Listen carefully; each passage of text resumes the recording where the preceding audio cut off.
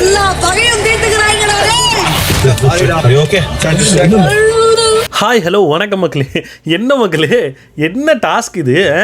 என்ன டாஸ்க்குன்னு சத்தியமாக புரியவே இல்லை. யோ பிக் பாஸ் என்னையா நினச்சிருக்க? இந்த கிரியேட்டிவ் டீம்னு ஒருத்தர் இருக்காங்கல்ல, அவங்களாம் நான் நினைக்கிறேன் சைக்கோவாக இருப்பாங்கன்னு நினைக்கிறேன். ஏன்டா அவங்க மண்டைக்குள்ள சைக்கோத்தனம் எதுவும் இருக்காடா? எங்கே இருக்க வேண்டியங்களா? எப்போ வேணும்னா பைத்தியக்கார ஆஸ்பத்திரியில் போய் இருங்கடா. இப்படி ஒரு டாஸ்க் வச்சுக்கிட்டு இருக்காங்கன்ற மாதிரி தான் இருந்துச்சு. ஸோ இந்த டிடிஎஃப்கான 5வது டிடிஎஃப் ஆனால் அந்த டாஸ்க் வந்து வச்சுருக்காங்க. உண்மையிலே பார்க்க போனோம் அப்படின்னா இவனுங்க பைத்தியக்காரத்தனத்தோட உச்சம் அப்படின்னு தான் சொல்லணும். என்ன அப்படின்னா, டே உங்ககிட்ட வெஞ்சன்ஸ் இருக்கா, அதை நீங்கள் தீர்த்துக்கங்க.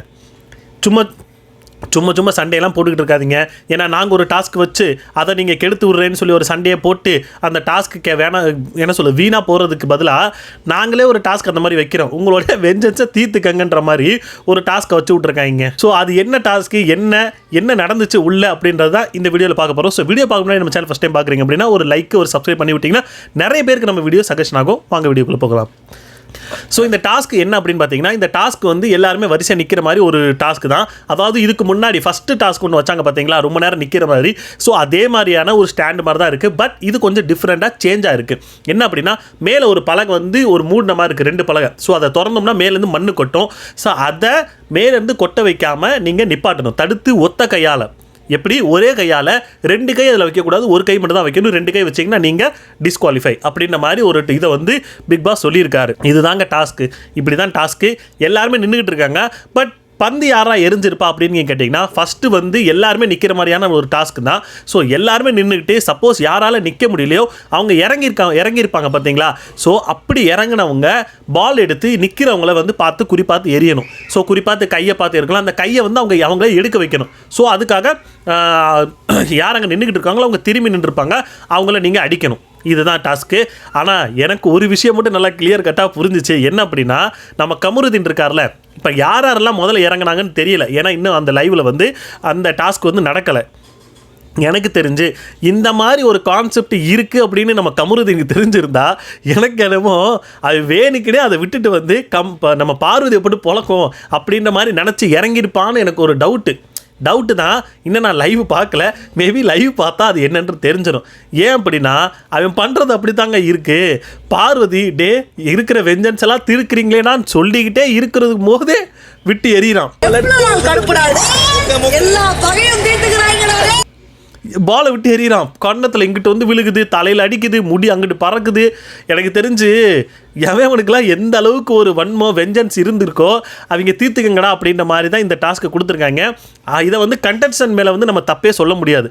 ஆனால் பிக் பாஸ் டீமு டே என்னடா அளவு கேம் இது? அடி வாங்குறது ஒரு கேமா? அடி வாங்குறதுலாம் ஒரு கேமான்ற மாதிரி தான் இருக்குது. இதில் மற்றவங்களோட குறி எல்லாருமே பார்த்தீங்க அப்படின்னா சபரி. ஏன்னா சபரி தான் இப்போ வந்து அதாவது அதிகமாக இருக்கார், பாயிண்ட் டேபிளில் அதிகமாக இருக்கார் அப்படின்னு நினச்சி மேபி அது வந்து டிக்கெட் டு ஃபினாலே வந்து அடிச்சிரும் அப்படின்றதுக்காக சபரியை குறி பார்த்துக்கிட்டு இருந்தா, ஒருத்தவனோட குறி மட்டும் பார்வதியை பார்த்தே இருக்குது. யார்? நம்ம கமருதீன். மாவளை என்னை வாண்டி அடிக்கிற இருடி அப்படின்ட்டு போட்டு என்ன ரொம்ப ஸ்பீடாக எறினாங்க. தெரியும் ஆப்வியஸ்லி எல்லாருமே வந்திங்கன்னா ஃபிசிக்கலாக நல்லா இதாக இருக்கிறவங்க தான். கமருதீன்னு பார்த்திங்க அப்படின்னா டெய்லி நல்லா ஒர்க் அவுட் பண்ணி நல்லா ஜிம் பாடியாக தான் வச்சுருக்காப்புல. வந்து விட்டு எறின்னு எறிகிறேன். அதுக்கு பார்வதி சொல்கிறாங்க, டே வெஞ்சன்ஸ் எல்லாம் தீர்த்துக்கிறீடா அப்படின்ற மாதிரி. ஸோ இப்போ விஜய் டெலிவிஷனில் வந்து ஒரு ப்ரோமோ வந்திருக்கும். அதில் நம்ம விக்ரம் அண்டு திவ்யா இவங்க 2 பேருக்கு ஒரு சண்டை வந்திருக்கும். அதில் திவ்யா சொல்லியிருப்பேன். ஸோ அதில் பார்த்திங்க அப்படின்னா திவ்யா கிளியர் கட்டாக சொல்கிறாங்க, நான் வந்து மூஞ்சியை பார்த்து எரிஞ்சிங்கன்னு யார்கிட்டே சொல்லலை அப்படின்ற மாதிரி. பட் அந்த கான்வர்சேஷன் எப்படி ஸ்டார்ட் ஆச்சுன்னு தெரில, எப்படி பில்ட் ஆச்சுன்னு தெரில.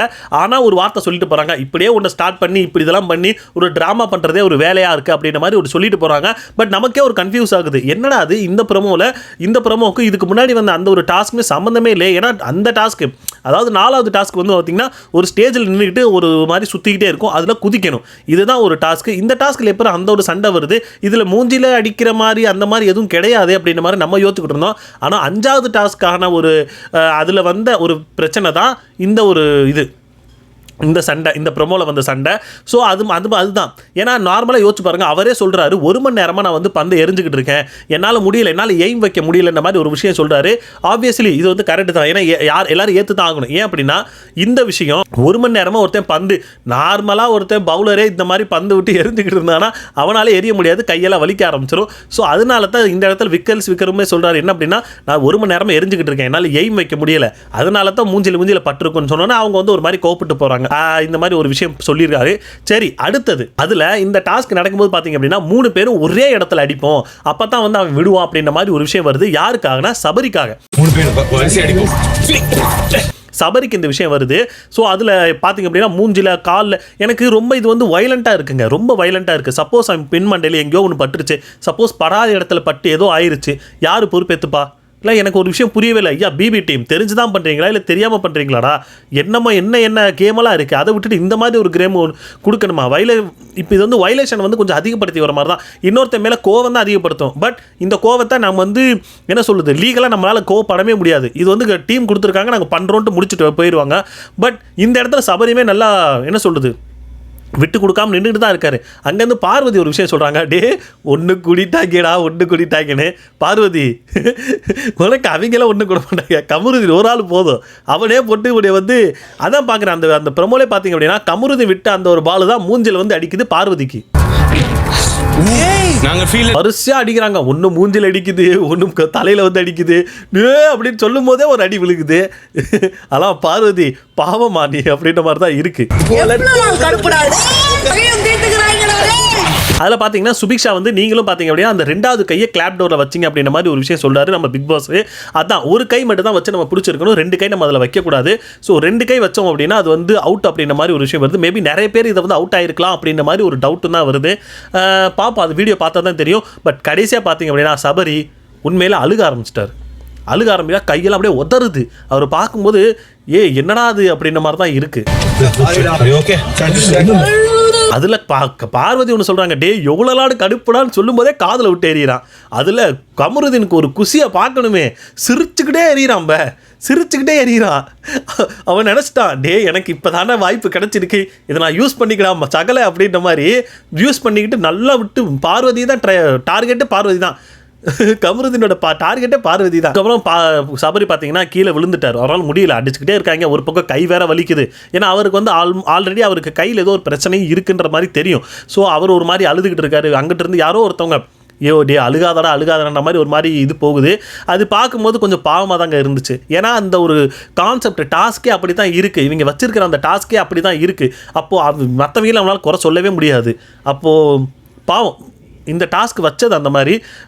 என்ன நடக்க போகுதுன்னு தெரிலங்க, லைவில் பார்த்தா தான் என்ன நடந்துச்சுன்றது நம்ம கிளியர் கட்டாக தெரியும். பட் சபரி எனக்கு தெரிஞ்சு சபரி வந்து நல்லா விடாப்புடியாக இருக்கிறனால மேபி சபரி வந்து டாஸ்க் டிடிஎஃப் வின் பண்ணுறதுக்கு வாய்ப்புகள் இருக்குது. எனக்கு தெரிஞ்சு சபரி வின் பண்ணாலும் எனக்கு சந்தோஷம் தான். யார் வின் பண்ணாலும் சந்தோஷம், அதில் சபரி வின் பண்ணாலும் சந்தோஷம் தான். பார்ப்போம் எப்படி என்ன நடக்குதுன்னு. ஸோ அவ்வளோதாங்க, இதை தான் நான் சொல்லணும்னு நினச்சேன். உங்களுக்கு என்ன தோணுச்சு இந்த டாஸ்க்கை வச்சு, உங்களுக்கு என்ன தோணுது கமெண்ட் செக்ஷனில் கமெண்ட் பண்ணுங்கள். அடுத்த வீடியோவில் பார்ப்போம். Tata, by.